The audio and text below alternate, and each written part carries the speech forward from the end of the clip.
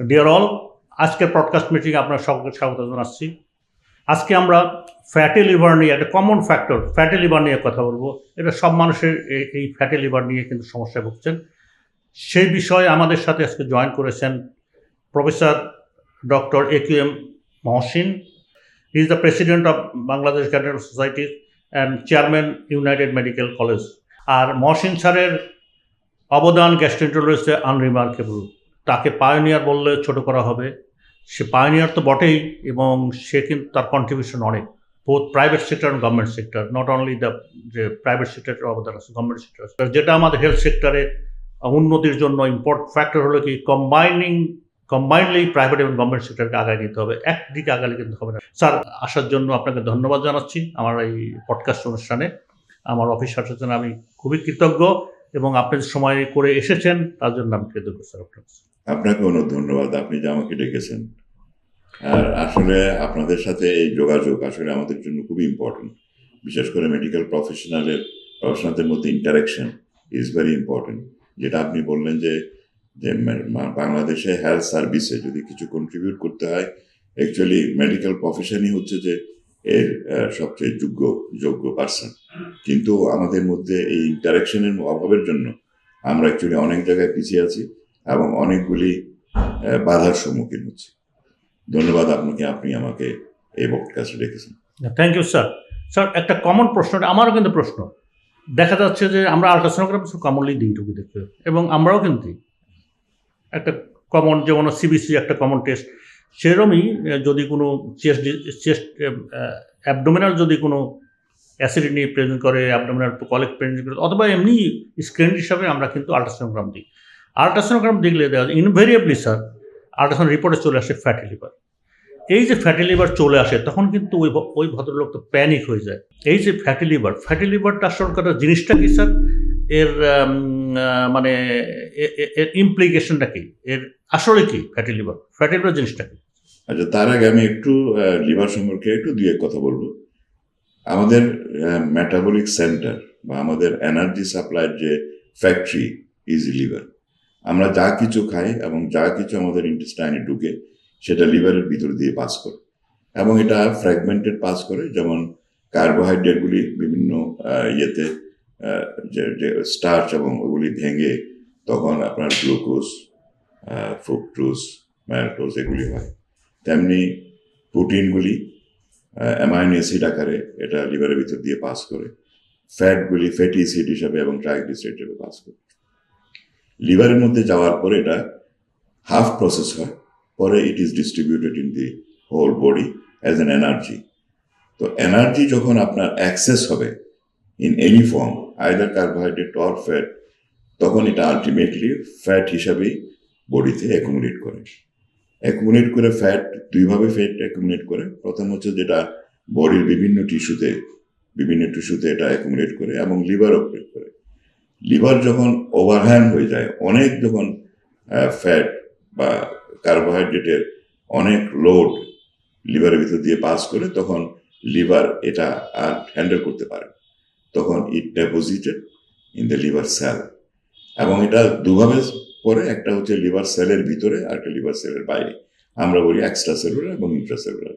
Extra cellular fat সবারই থাকে, কিন্তু but the harmful is intracellular.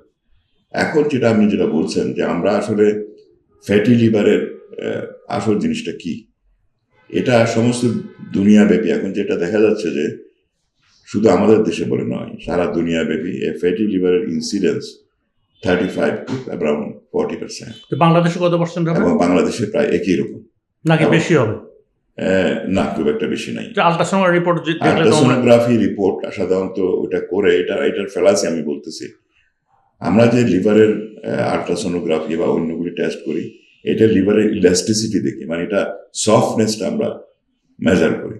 তো এই সফটনেস যখন ওখানে লিভারে ফ্যাট অথবা ফাইব্রাস টিস্যু বা যে কোনো কিছু জমা হবে, তখন এটার ইলাস্টিসিটি কমে যায়, মানে টেনসাইল ইয়েটা যে কনসিস্টেন্সি, এটা ফোর্সটা কমে যায়। হ্যাঁ, কমে যায়। তখন সূর্যের ভিতর দিয়ে যখন আল্ট্রাসাউন্ড পাস করে, দেন ইট ক্রিয়েট যে রিভার্সেবল যে আপনি রেজাল্টটা পাচ্ছেন, সেটা ইন্টারপ্রিট করা হয় অ্যাজ এ ফ্যাটি লিভার বা ফাইব্রোসিস এইভাবে। কিন্তু এটা আসলে সবসময় আল্ট্রাসাউন্ড ফ্যাটি লিভার বললেই যে ফ্যাটি লিভার হয়ে গেল তা না, তারপরে এর মধ্যে গ্রেড আছে। কিন্তু এটা সবচেয়ে জিনিসটা হচ্ছে যে লিভারের করে ক্ষমতা কতটুকু ইন্টারফেয়ার করলো, that is more important. Okay, সেটার জন্য আসলে ultrasound is not the best test, we do call FIB test. FIB হচ্ছে যে এটা একটা আলাদা একটা ফর্মুলা আছে, সেখানে এসজিওটি আর জিপিটি দুটা লিভারের এনজাইম প্লাস প্লেটলেট কাউন্ট, এটা দিয়ে এটা মেজার করা হয়। এবং ফিব টেস্টের মধ্যে যদি ইট ইজ অ্যাবাভ 2 হয়, তখন আমরা বলি যে তার সিগনিফিকেন্ট ফ্যাটি লিভার ডিজিজ আছে। তো ফ্যাটি লিভার ডিজিজ আসলে আমাদের দেশে নয়, সারা দুনিয়াব্যাপী। আমি যেটা বললাম, আমাদের একসময় লিভার সিরোসিসের প্রধান কারণ ছিল হ্যাপাটাইটিস বি এবং সি। সি কিউরেটিভ ট্রিটমেন্ট আছে বলে এখন কমে যাচ্ছে, অলমোস্ট বিভিন্ন দেশে একদম কমে গিয়েছে। আমাদের দেশেও এখন ইনসিডেন্স আগে 3% ছিল, I think now less than 1%। আর হ্যাপাটাইটিস বি একসময় 5 to 8% ছিল। এখন যে ইউনিভার্সাল ভ্যাকসিনেশন প্রোগ্রামের ফলে এটার ইনসিডেন্স অনেক অনেক কমে যাচ্ছে এবং গ্রাজুয়ালি আরো কমে আসতেছে। এক সময় তাইওয়ানে এটা হ্যাভক ছিল যে পপুলেশনের প্রায় 25 to 30% people hepatitis B positive ছিল। তারা যখন ভ্যাকসিনেশন প্রোগ্রাম চালু করলো বাই 35 to 40 ইয়ার্সের মধ্যে, নাও ইট ইজ লেস দেন 0.5%। তো সুতরাং আমাদের দেশ থেকে যেমন পোলিও ভ্যাকসিনেশনের পরে অলমোস্ট নীল হয়ে গেছে, ঠিক তেমনি আমার মনে হয় একসময় হ্যাপাটাইটিস বিও আমাদের থাকবে না। তো নেক্সট যেটা আসছে সেটা হচ্ছে যে আমাদের খাদ্যাভ্যাস এবং আমাদের সিডেন্টারি হ্যাবিটের জন্য যা আমরা এক্সেস ফুড নিচ্ছি কিন্তু সেই হিসাবে ক্যালোরি বার্ন করতেছি না। তো সুতরাং এই যে এক্সেস ক্যালোরি, এটা আসলে ফ্যাট হিসেবে আমাদের শরীরে অ্যাকুমুলেট হয় এবং এটা এফেক্ট দি লিভার অ্যাজ ওয়েল। সুতরাং আমরা এখানে একটা কানেক্টিভিটি করতে পারি, এই যে আপনার ফ্যাট যে আপনাদের লিভারে জমা হচ্ছে, মানে মানুষের যেটা আপনারা ডিটেকশন করেন, ঠিক একইভাবে তো ওই ফ্যাট গিয়ে হার্টের রক্তনালীতে জমা হয়। So there is an connection between the fatty লিভারের সাথে তাহলে তো করোনারি আর্টারিজের কানেকশন থাকতে পারে। অবশ্যই আছে। আমি বলছি যে ফ্যাটি লিভার যাদের আছে তাদের cardiovascular death more than liver related disease. Liver related ডিজিজের যেরকম মর্টালিটি, তার চেয়ে বেশি mortality in fatty liver due to cardiovascular disease. So it is interrelated actually. যে এখন তো ধরেন স্যার, তাহলে তো একটা জিনিসটা আমরা আনমাস্কিং করে যাচ্ছি। বিষয়টা হলো কি, যেমন হলো কি ব্রেন, কিডনি, হার্ট, এই তিনটা অর্গানকে কিন্তু অলরেডি কানেক্টেড করে দিয়েছে সাইন্টিফিক্যালি, যে 3 organ is connected at all. সেই রকমই লিভারটাকে তো আনা উচিত বলে আমি মনে করি। কারণ লিভার, আপনি যে কথাগুলো বললেন যে বা যে সব কিছুই লিভারে মেটাবলিজম হয়, ফ্যাট জমা হয়, মেটাবলিক ফ্যাক্টরি। এখন ফ্যাট যদি আমার লিভারে জমা হয়, সেই ফ্যাক্টরটা গিয়ে ব্রেনে জমা হয়, সেই ফ্যাক্টর থেকে হার্টে জমা হয়, সেই ফ্যাক্টর থেকে সব জায়গায় জমা হবে। So there is an vicious cycle. আবার মেডিকেশনের ক্ষেত্রেও তো যে আমার লিভারটা, আমরা যে মেডিকেশনগুলো ইউজ করি কার্ডিওলজিস্ট হিসেবে, আমরা যে মেডিকেশন করি, that might be effect to the liver, or কোন মেডিকেশনটা কীভাবে দিতে হবে। তাহলে এই যে মানে ইন্টার রিলেটেড কানেকশনটা বিটুইন দ্য আপনার liver specialist and the cardiac, এটা জিনিসটা মানে আনমাস্কিং আছে, ওইভাবে ফোকাস করা হচ্ছে না। এটা ফোকাস করা হচ্ছে না কেন আমি ঠিক বলতে পারবো না, কিন্তু আমি মনে করি যে অ্যাকচুয়ালি মেটাবলিক ডিজিজ যতগুলি আছে, এই যে আপনাদের যে মেটাবলিক সিন্ড্রোম যেটা এইটার সেন্টার তো লিভার থেকে আসলে যত কিছু হচ্ছে থ্রু দ্য লিভার হচ্ছে। তো সুতরাং আমাদের মনে হয় এটা ইন্টার রিলেশন। আরেকটা ইম্পর্টেন্ট জিনিস যেটার ক্লু আমরা এখনো পাইনি, যে আমরা যেটা বুঝি যে ফ্যাট অ্যাক্সেস হলে সেটা তো যেমন ব্লাড ভেসেলে জমা হয়, করোনারি হার্ট জমা হয়, ব্রেইনের যে ভেসেল সেখানে জমা হয়, তেমনি আরেকটা জিনিস যেটা দেখা যাচ্ছে যে তাদের কার্ডিওভাস্কুলার ডেথ যেমন বেশি, তাদের ম্যালিগন্যান্সির হার অনেক high in case of fatty liver যাদের আছে। সুতরাং fatty liver is not fatty liver, it is actually metabolic syndrome, it affects all the organ of the body. তো সুতরাং এটা যেমন হার্ট ব্রেইনকে এফেক্ট করে, তেমনি বডির অন্যান্য অর্গানও। এটা দেখা গেছে যে যাদের fatty liver disease, advance disease আছে, তাদের incidence of malignancy is also high. So এই ক্লুটা আমরা এখনো পর্যন্ত পাইনি, পাওয়া যায় এবং সায়েন্টিস্টরা এটা নিয়ে কাজ করছে। তাহলে যে আপনি যে বললেন যে প্রথম কথা হলো কি ফ্যাটি লিভার আছে কি নাই সেটার ব্যাপারে আমাদেরকে কনফার্ম করতে হবে, এবং কনফার্ম করতে হলে আপনি যেটা বললেন কতগুলো বায়োকেমিক্যাল প্যারামিটার কথা বললেন, একটা হলো প্লেটলেট কাউন্ট বললেন, এসজিবিটি বললেন, প্রথম মিন টাইম বললেন, দিয়ে আপনাদের একটা ফর্মুলার সাহায্যে এটা আপনারা স্পেশাল K4 বলে হিসাবে আপনার ফ্যাটি লিভার আছে কি নাই বা থাকলে কি ধরনের সিগনিফিকেন্ট আছে সেই ধরনের। এখন হলো কি যে তাহলে সাজেশনটা কি, যাদের ফ্যাটি লিভার থাকলে আপনার সাজেশনটা কি দেবেন? একটা জিনিস হচ্ছে যে আমরা যে প্যানিক হয়ে যায়, যেটা আমি আগে বলছিলেন আপনি, আসলে কারো যদি আল্ট্রাসাউন্ডে ফ্যাটি লিভার বলে, এটা প্যানিক হওয়ার কিছু নাই। কারণ যাদের ফ্যাটি লিভার আছে তাদের অনলি 10-15% তাদের ক্রনিক লিভার ডিজিজ হয়, মানে that goes up to cirrhosis. বাকিদের হয় না। তো বাকিদের হয় না এই পেশেন্টগুলি আসলে আমরা আগে থেকে খুব বেশি প্যানিক হয়ে যায়। ইভেন ক্রনিক লিভার ডিজিজ হলেও আমরা আসলে মনে করি যে সিরোসিস মানে it is a death sentence. It is not like that. আসলে cirrhosis of liver 60% in lifetime diagnosis হয় না, 60% হচ্ছে আফটার পোস্টমর্টম এটা পাওয়া যায়। This are call compensatory liver disease. ঠিক তেমনি যারা বেঁচে আছে লিভার সিরোসিস ডায়াগনোসড হয়েছে তাদেরও কিন্তু এন্ড স্টেজে বা তাদের ডেথ যে সিরোসিস থেকে হবে এটা নট শিওর। আমি বলছি তাদের cardiovascular disease death rate is very high than that of the liver disease. তো সুতরাং প্যানিকে হওয়ার কিছু নাই। আমার মতো হয় আমাদের জীবনটা খুবই শর্ট, আমরা এই জীবনটা উপভোগ করতে চাই, এবং আমরা উপভোগ করার জন্য আপনার মনের মধ্যে যদি সবসময় একটা প্যানিকি সিচুয়েশন থাকে যে আমার লিভার বোধ নষ্ট হয়ে গেছে, এই জিনিসটা আমার মনে হয় আমাদেরকে কুড়ে কুড়ে খায়। আমার মনে হয় যে আজকে আপনার যে কথাগুলো বললেন এটা মানুষকে কিছুটা হলেও এনকারেজ করবে, ট্রু ফ্যাক্টটা দিবে, প্যানিক হওয়ার কিছু নাই। প্যানিক হওয়ার কিছু। আরেকটা জিনিস, যদি আমরা ফ্যাটি লিভার পাচ্ছি সেটার তো আমরা প্রপার অ্যাপ্রোচ করলে majority of the patient reverse হয়ে যায়। ওকে। সো যদিও এটার জন্য স্পেসিফিক ড্রাগের সংখ্যা খুবই কম এবং ড্রাগের role still controversial, main problem is that আমাদের খাদ্যাভ্যাস, বিশেষ করে আমি বলবো খাদ্য বিন্যাস, খাদ্য অভ্যাস নয়। আমরা তো ভাত খাওয়া ছেড়ে দিতে পারবো না, যারা রুটি খায় তারা রুটি খাওয়া ছেড়ে দিতে পারবো না, যারা যেটা খায় সেটা খাবে। কিন্তু যেটা জিনিসটা হচ্ছে আমাদেরকে ক্যালোরি কনসিয়াস হতে হবে। আমার রিকোয়ারমেন্ট কত ক্যালোরি সেটা যদি আমি জেনে যাই এবং আমি যদি ফুডগুলিকে ওইভাবে বিন্যাস করি তাহলে আমাদের একটা সুস্থ জীবন করতে পারি। আমরা এটা দেখেছি যে আমাকে মনে করে যে ফ্যাট খেলে বোধহয় ফ্যাটি লিভার হয়, আসলে জিনিসটা সত্য না।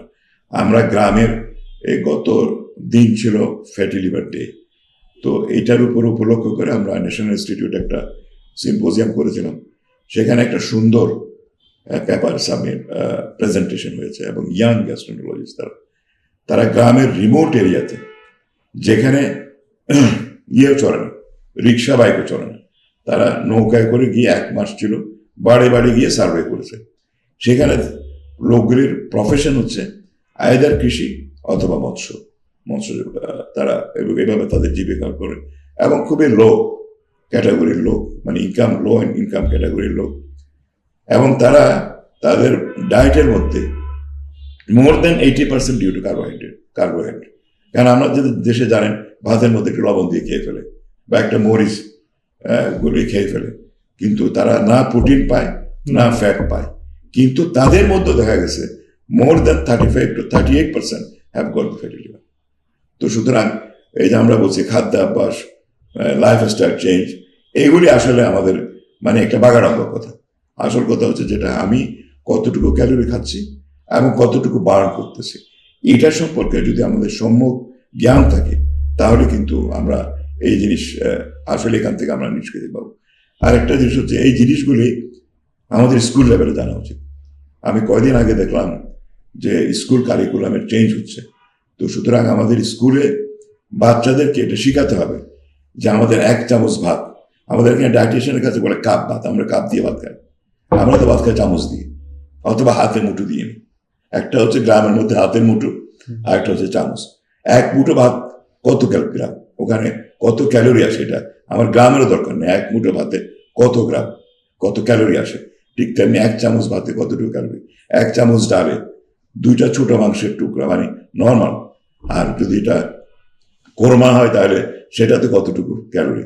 এইভাবে যদি আমরা হিসাব করি ভেজিটেবলস এন্ড আদার থিংস, এবং এটা যদি আমরা ছোটবেলায় বাচ্চাদের অন্য ইনফিউজ করে দিই তাহলে আমার মনে হয় আমরা স্থূলতা একটা, আর একটা হচ্ছে এই fatty liver and cardiovascular disease সবকিছু আমরা প্রিভেন্ট করতে পারবো।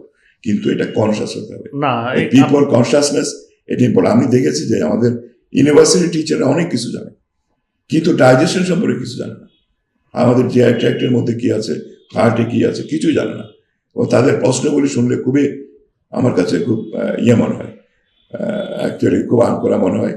কিন্তু বিদেশে ছোট ছোট বাচ্চা, মানে ক্লাস 3-4 স্ট্যান্ডার্ডের বাচ্চা, তারা আমাদের বডি সিস্টেম সম্পর্কে পুরোপুরি জানে। আমার নাতি 3rd গ্রেডে যখন পড়ে, তখন সে জানে। আমি এবং ওর নানিকে ধরে বলতেছে যে আজকে তোমাদেরকে ডাইজেস্টিভ সিস্টেম পড়াবো। তোমার নানি বলছে তোমার নানা কি জানো, বলতে আমি জানি বলে তো বলতেছি।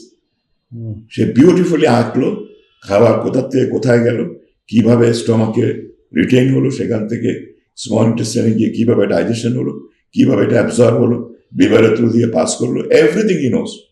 আমরা কিন্তু এটা জানি না, ইউনিভার্সিটি জানি। সুতরাং আমাদের আসলে এই জিনিসগুলি আমাদের মেডিকেশন ইয়েতে চেঞ্জ করতে হবে, আমাদের মানে আমাদের কারিকুলামের মধ্যে এগুলো নিয়ে আসতে হবে, ইনকর্পোরেট করতে হবে। ইনকর্পোরেট না, এটা খুব বেশি বড় কিছু নয়। না না না, কিন্তু এই ছাড়াও আর অনেক ছোটখাটো জিনিস আছে, যে এনভায়রনমেন্ট সম্পর্কে, মানুষের কমন ডিজিজ সম্পর্কে, মানুষের সাইকোলজি সম্পর্কে, এই জিনিসগুলো আমরা একদম অ্যাভয়েড করে যাচ্ছি। কিন্তু ইনকর্পোরেট না করলে শুধু নাচ গান শিখে, মানে শরীর কসরত করে আসলে লাভ হবে না। আমাদের যেটা করতে হবে, তাদেরকে সায়েন্টিফিক্যালি ওরিয়েন্টেড করতে হবে, সায়েন্টিফিক মাইন্ডেড করতে হবে, তাহলে হয়তো আমরা জাতি হিসাবে আগে যেতে পারবো। ঠিক একইভাবে স্যার আমি বলে থাকি যে আমাদেরও তো ধরেন হার্টের রক্তনালীতে কোলেস্ট্রল জমা হয়, হার্টের রক্তনালীতে কোলেস্ট্রল জমা হয়, it starting from the first decade. So আমরা যদি প্রাইমারি প্রিভেনশন করি বা বলছি, কিন্তু প্রাইমারি প্রিভেনশন করতে হলে আমি 40 বছর গিয়ে প্রাইমারি প্রিভেনশন করলে হবে না স্যার, আমাকে কিন্তু করতে হবে ফার্স্ট ডিকেট থেকেই। অর্থাৎ মানে ফার্স্ট ডিকেট মানে প্রথম 10 বছর থেকেই, কিন্তু প্রথম 10 বছর 12 বছর যাই বলি না কেন, তারপর স্কুল গোয়িং থেকে ইনকর্পোরেট করতে হবে যে আমার শরীরে কোলেস্ট্রল জমা হবে, কাজে আমাকে ফাস্ট ফুড খাওয়া যাবে না বা ইত্যাদি ইত্যাদি। একই জিনিসটা আমি ফুড সম্পর্কে একটু বলি। দেখেন, আমাদের দেশের লোকজন আমরা মদ খাই না, জুয়া খেলি না, আমাদের একমাত্র আনন্দ খাওয়ার, এবং খাওয়ার বিভিন্ন ভ্যারাইটিস আছে। এবং কিন্তু আমি যদি ক্যালোরি কনসিয়াস হই, তাহলে কিন্তু আমরা সবকিছু খেতে পারবো। Why not? ফ্যাট তো মজার জিনিস, এটাও খাবো। কিন্তু আমি যখন ফ্যাট খাবো, ক্যালকুলেট করে খাবো, যেটুকু খাবো এটা অন্যান্য ফুড থেকে ওই দিন বাদ দিব। যেমন আমাদের দেশে কি করে মারা, বাচ্চা বার্গার খেয়েছে, বলছে তুই তো বেটা ভাত খাস না, আর একটু ভাতটা খেয়ে নি, এই যে এক্সট্রা ক্যালোরিটা দিল, এটাই তার জন্য হার্মফুল। কিন্তু মা যদি জানতো বা বাচ্চা যদি সতর্ক হতো, মা আমি আজকে আমার রিকোয়ারমেন্ট এত ক্যালোরি, আমি অলরেডি 500 ক্যালোরি খেয়ে ফেলছি, সুতরাং আমি আর খেতে পারবো না, বা এই ফুডটা আমাকে না খেলেও চলবে।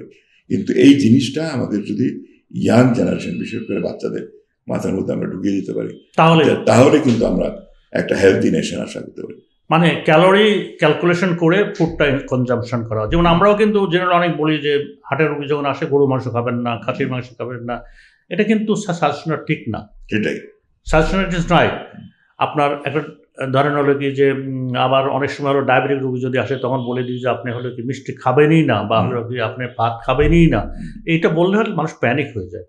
কাজে আপনি যে পয়েন্টটাকে টাচ করলেন যে টোটাল ক্যালোরি মেজার করে, এবং টোটাল ক্যালোরি রাফলিও মেজার করা যায়, যেভাবে নিউট্রিশনরা যেভাবে কাপে মেপে হয় না, এটা হলো কি একটা আরবিটারি একটা ইয়ে দিতে হবে যে যদি আমি এক মুঠো যদি ভাত খাই বা 1 চামচ খাই, তাহলে কত ক্যালোরি আসে, এগুলা একটা ইনডিরেক্টলি যদি মেজার করা যায়, তাহলে আমার মনে হয় যে টোটাল ক্যালোরি হিসাব করলে একজন মানুষ সবকিছুই খেতে পারবে, সে ভাতও খেতে পারবে। আমাদের দেশে যেমন ফাস্ট ফুড বা অন্যান্য দেশে তো অ্যাকচুয়ালি ওরা কিন্তু লেবেল করে দেয় এটাতে কত ক্যালোরি আছে। হ্যাঁ হ্যাঁ, বোতলের মধ্যে দিয়ে দেয় এত ক্যালোরি আছে। তো আপনি যদি এটা এই কনসিয়াসনেস এটা থাকলে তো হবে না, কনসিয়াস করতে হবে, বলতে হবে, না ও জানতে হবে যে আমি কত ক্যালোরি খাচ্ছি। তো দেখবে যে তখন তার আর এই যে স্থূলতা বা মোটা এটা হবে না, প্লাস এই ডিজিজগুলি থেকে আমরা রক্ষা পাবো। আর এটা দিয়ে ওরা সায়েন্টিফিক্যালি ওরিয়েন্টেড হয়ে যাবে, মানে in background he will be more scientifically oriented, তাইলে তার ব্রেইনটা ওইভাবে কাজ করবে। ইন ফিউচারে আমরা একটা ইন্টেলিজেন্ট জাতি পাবো। So that is more important. সুতরাং আমাদের এখন টিচিংটা অ্যাকচুয়ালি বিশেষ করে এই জিনিসগুলি ফোকাস করে আমাদের মনে হয় আমাদের সিলেবাসগুলো তৈরি করা, ফোকাস ওরিয়েন্টেড চিকিৎসা, ফোকাস ওরিয়েন্টেড হলো কি জ্ঞান, সায়েন্স, বিশেষ করে মেডিকেল সায়েন্স ইনকর্পোরেট করা। হচ্ছে যে এই যে খাওয়ার নিষেধ, আসলে এটা মানুষকে খুব কুড়ে কুড়ে খায়, যে আমার সামনে একজন এত মজা করে খাচ্ছে, আমি খেতে পাচ্ছি না, আমি বলতেছি সবই খেতে পারবে, পরিমিত খেতে হবে। পরিমিত। পরিমিতি খেতে হবে, মেজার করে খাও, যে সবই খাবে। কারণ দুনিয়াতে এত রকম ফুড আছে, আমি মানুষ কি খায় না, মরা পচা পোকা সব খায়। কেন খায়? জাস্ট টু প্লেজার, আর কিছু না। কারণ এটা না খেলে তো তার চলে।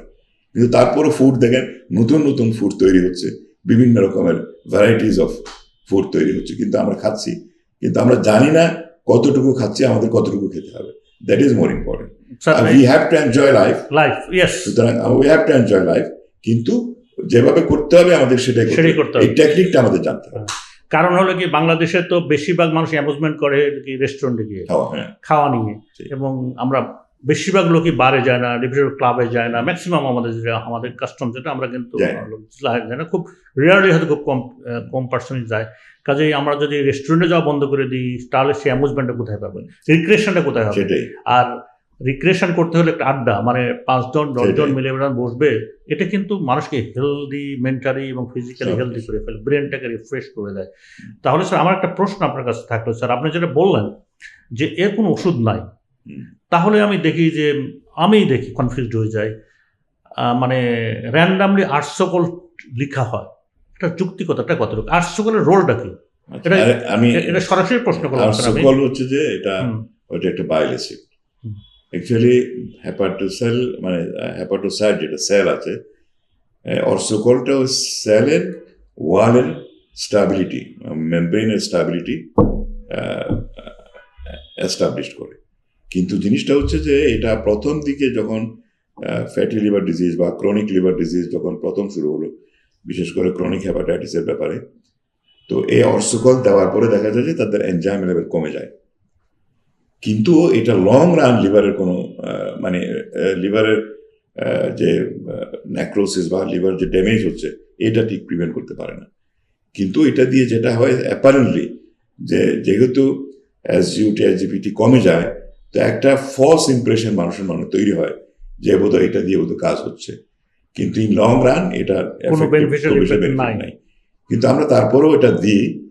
একটা হচ্ছে যে ক্রনিক হেপাটাইটিস, আন্ডারলাইং যদি ক্রনিক হেপাটাইটিস থাকে কিছুটা উপকার হয়, তেমনি ভিটামিন ই দেওয়া হয়, তারপরে হচ্ছে যে ওবিটোকলিক অ্যাসিড দেওয়া হয়। These are drug. অ্যাকচুয়ালি এটা ইনিশিয়ালি যেসব স্টাডি হয়েছিল তাতে কিছু বেনিফিট পেয়েছে, কিন্তু ইদানিং দুটা ড্রাগ FDA অ্যাপ্রুভাল করেছে। একটা হচ্ছে গ্লিটাজোন, আর একটা হচ্ছে যে রেসমিট্রল। তো এগুলিও যে স্পেসিফিক ড্রাগ তা না, এটা দিয়ে একটু প্রসেসটাকে ডিলে করা যায়, এটা ঠিকই, কিন্তু এটাও যে স্পেসিফিক ড্রাগ একদম ম্যাজিক বুলেট আপনার লিভার ঠিক করে ফেলবে এরকম না। তো সুতরাং এটার উপরে রিলাই না করে যেটা আমরা বলছি সেটা হচ্ছে ওজন কমাতে হবে, লিভারের ফ্যাট এটা বার্ন করতে হবে, বার্ন করলে আপনি সুস্থ আস্তে আস্তে রিগ্রেশন হবে এবং বেটার হবে। তাহলে আপনার মেসেজটা যেটা পেলাম, যে best way restriction of the carbohydrate, restriction of the calorie and burn out, মানে প্রতিদিন এক্সারসাইজ করা, ইনটেক ক্যালোরি মেজারমেন্ট যার যতটুকু দরকার ততটুকু। ইভেন তো ChatGPT-তেও আমার কত ক্যালোরি দরকার ChatGPT বলে দেয়, এখন থেকে পাওয়া যায়, ChatGPT-তেও পাওয়া যায়, দ্যাটস এ গুড। আর ChatGPT-ও কিন্তু আমাকে অনেক সাজেস্ট করে যে আপনি কতটুকু হাঁটলে কতটুকু ক্যালোরি বার্ন হবে। এটা কিন্তু ChatGPT কিন্তু পুরোটা বলে দেয় আর কি, কত হাঁটলে কত পাবেন না পাবেন। কাজে lot of instrument is there to, মানে আমাদেরকে রেগুলেট করার জন্য, মনিটর করার জন্য। শেষে সেটা তো আমরা বলছি যে এফ্লুয়েন্ট পিপলের জন্য। যেমন গ্রামের গঞ্জে যেটা হয়েছে এখন, আমি যেটা মানে অবজার্ভ করলাম, গ্রামের মানুষ আগে তো লোকজন বলদ দিয়ে হাল চাষ করতো, that was very tough things, এবং অনেক এনার্জি ওখানে ব্যয় হতো।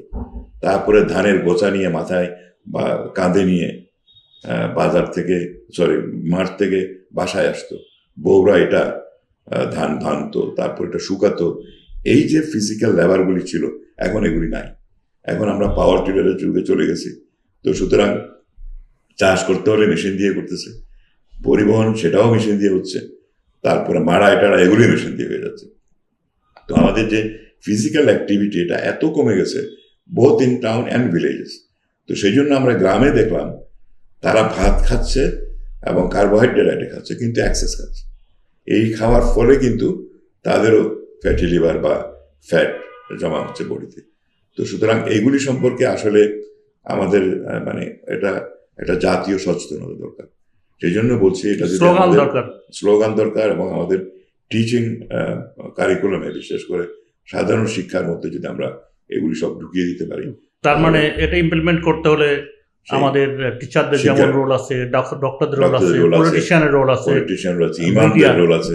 মিডিয়া পিপলের রোল আছে, তারপর ইমামদের আমি রোল আছে। আরেকটা জিনিসে গ্রামের ওখানে বললাম যে আপনারা যে আপনার বাড়ির পাশে মসজিদে নামাজ না পড়ে একটু 1 মাইল দূরে গিয়ে নামাজ পড়ে, এই যে অ্যাক্টিভিটি, এটাই ডেইলি 5 বার যান ওখানে, তা আপনার ক্যালোরি অনেক বার্ন হবে। হ্যাঁ, হ্যাঁ। তো সুতরাং যেহেতু আপনি এখন বড় দিয়ে চাষ করতেছেন না বা কাঁধে করে ধান নিচ্ছেন না, তো সুতরাং আপনি ওটা করেন, ওটা করলে তো আপনার অনেক ক্যালোরি অনেক ক্যালোরি বার্ন হবে। বার্ন হবে। এই কনসাসনেসটা ঢুকাতে হবে। তো এটা কে বলবে?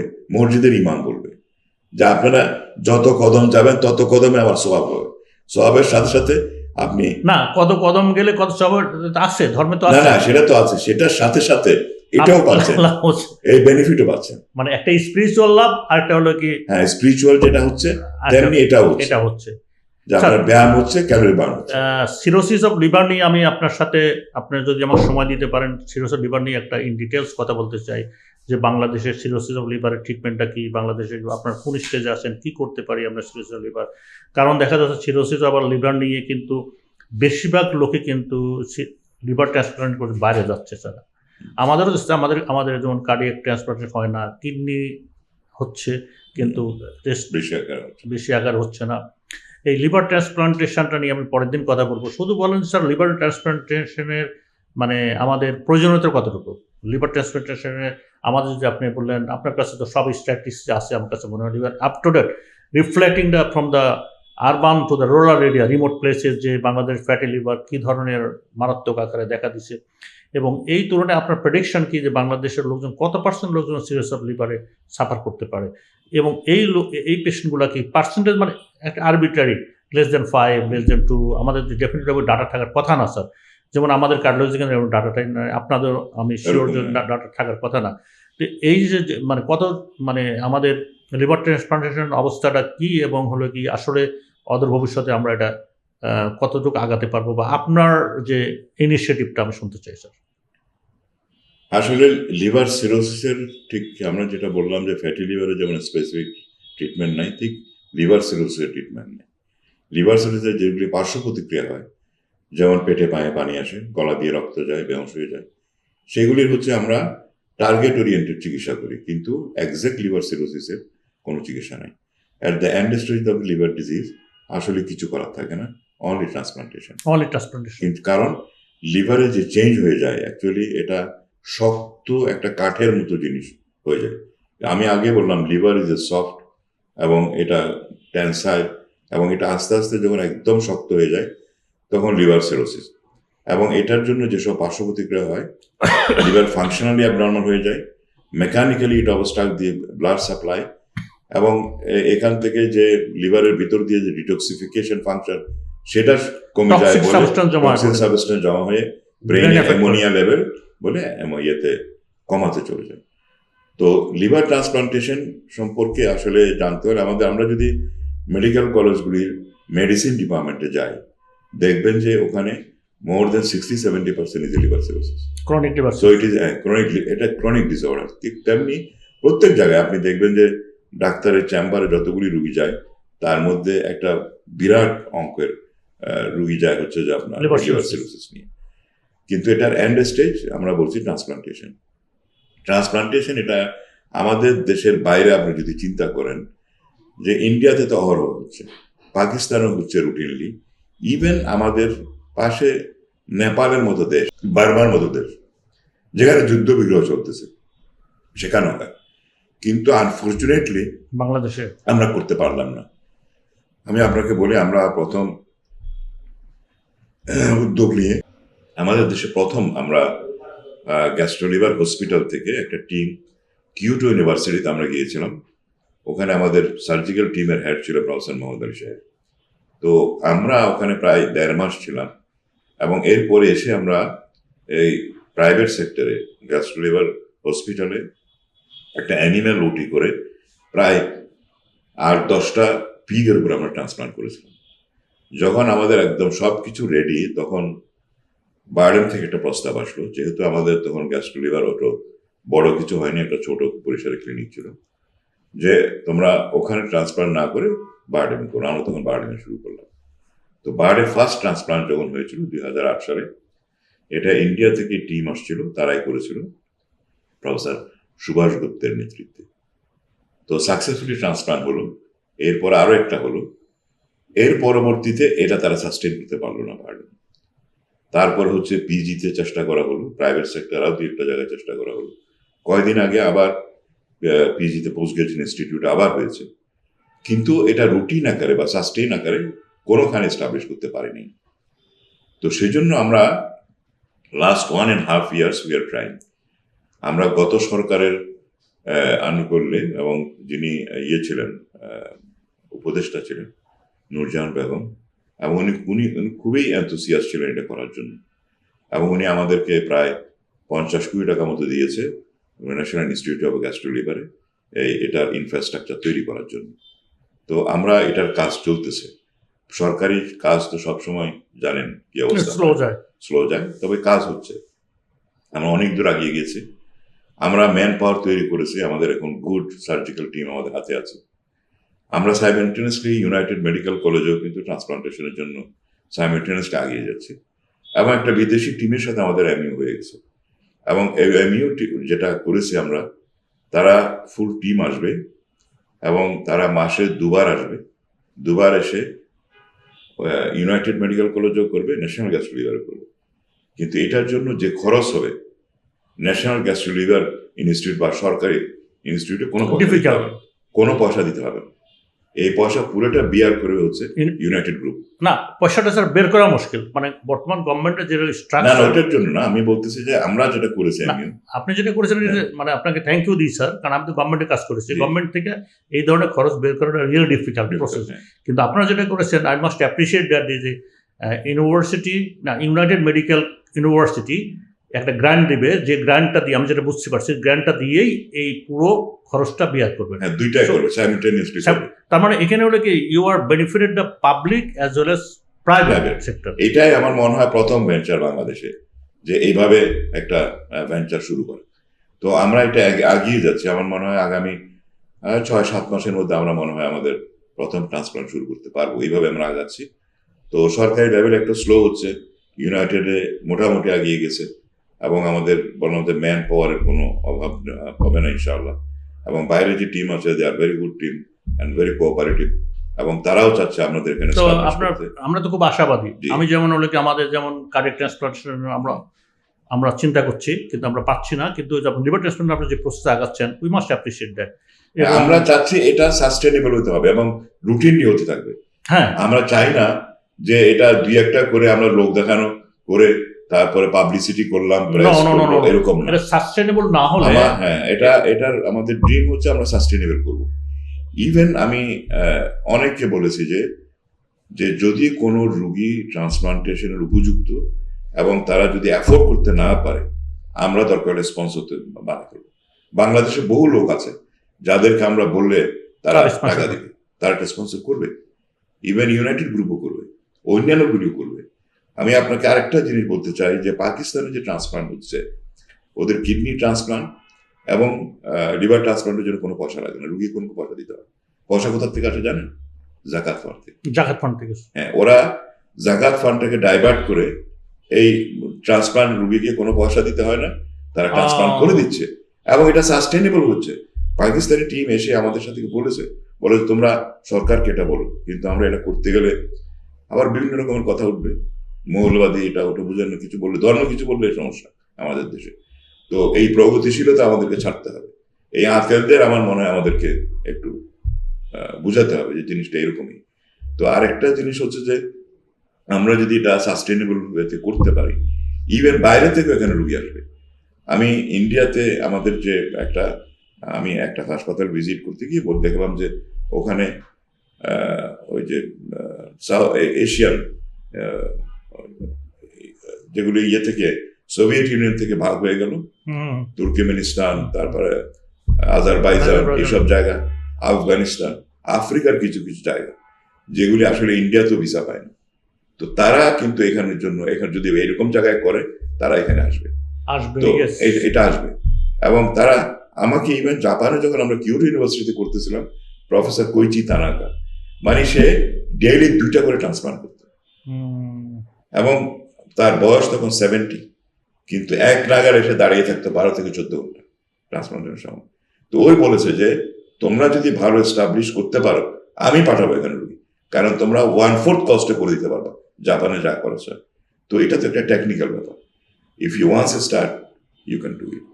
তো আমার মনে হয় আমরা এনকারেজ করতেছি আমাদের ইয়াং জেনারেশন যারা সার্জন আছে, they are very dedicated, I appreciate them.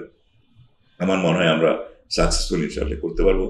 আমি এই জন্য জাতির কাছে আসলে দোয়া চাই যে আমরা বাংলাদেশে মানে এটার এন্ড দেখে যেতে চাই। Thank you sir. স্যার একটা যে এখন ফাইনালি আপনি কি মানুষের জন্য ফ্যাটি লিভারের জন্য দু একটা মেসেজ দিয়ে যেতে পারেন শেষের দিকে এসে? মেসেজটা কি, মানে ফ্যাটি লিভার মেসেজ হচ্ছে আল্ট্রাসাউন্ডে ফ্যাটি লিভার পেলে প্যানিক হওয়ার কোনো দরকার নেই। It may not be even fatty liver. Okay, আমরা এটা অ্যাসেস করে বলবো যে আপনার ফ্যাটি লিভারের স্টেজ কোথায় আছে।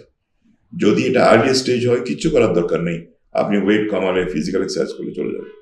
যদি আপনার ফ্যাটি লিভার সত্যিই থাকে এবং it causing the inflammation, that also reverse by মানে ওয়েট কমে কিছু কিছু মেডিসিন আমি যেটা বললাম সেটা হয়তো কিছুটা রোল আছে, কিন্তু mainly discipline life, that is the things. But food habit পুরোপুরি চেঞ্জ করা যার নেই, মডিফাই করতে হবে, ক্যালোরি কনসিয়াস হতে হবে। তারপরে যদি তাদের ক্রনিক লিভার ডিজিজ ডেভেলপ করে, সেটাও হচ্ছে যে 10 to 5%ই এন্ড স্টেজ পর্যন্ত যায়, বাকিরা যায় না। তো সুতরাং তারাও যদি প্রপারলি চিকিৎসা করে, প্রপারলি গাইড পায়, তাহলে আমার মনে হয় তারা একটা সুস্থ জীবন পরিচালিত করতে পারে। বাকি 5 to 10% আসলে তো হবেই, কারণ আমাদের তো একদিন না একদিন আমাদের মৃত্যু হবেই। সুতরাং কেউ লিভার ডিজিজে হোক, সেটা ব্রেন ডেথ হোক বা হার্ট অ্যাটাক হোক, সেটা কিডনি ডিজিজের জন্য হোক। সুতরাং এইটা নিয়ে প্যানিক হওয়ার দরকার নেই। আমাদের জীবনটা খুবই ছোট, we have to enjoy this life. এবং বললাম যে ফুড থেকে আরম্ভ করে আমাদের লাইফ স্টাইল সব কিছু আমরা অ্যাডাপ্টেবল হতে হবে এবং আমাদের জীবনটাকে উপভোগ করতে হবে এবং আল্লাহ শুকরিয়া আদায় করতে হবে। Thank you sir. তো আমার মনে হয় দর্শকদের উদ্দেশ্যে আমি বলতে চাই, আজকের যে পডকাস্টটা রিয়েলি আমি তো খুব এনজয় করেছি, অনেক কিছু শিখেছি, এবং আপনাদেরও অনেক কিন্তু আপনারা অনেক কিছু এখান থেকে বুঝতে পারবেন, দেখতে পারবেন। ইভেন ইয়াং ডাক্তার যারা আছে তারাও কিন্তু এতে উপকৃত হবে, ইয়াং যারা ডাক্তার আছে বা মেডিকেল স্টুডেন্ট আছে তারাও কিন্তু উপকৃত হবে পডকাস্টে। আমি চাইবো যে আপনারা হলে এই পডকাস্টটাকে বিভিন্ন জায়গায় ভেন্টিলেট করেন, so that public will be connected and public will be benefited. Sir আপনাকে ধন্যবাদ স্যার, আর আশা করি অতি শীঘ্রই আপনাকে আরেকটা পডকাস্ট আমি আনবো আপনার সময় অ্যাভেলেবিলিটি দেখে। আমি জানি যে আপনি খুব ব্যস্ত মানুষ, তবুও আজকে আসার জন্য আপনাকে ধন্যবাদ জানাচ্ছি এবং সামনের পডকাস্টে আপনার আসার জন্য আমি আমন্ত্রণ জানাচ্ছি। Thank you sir, thank you very much.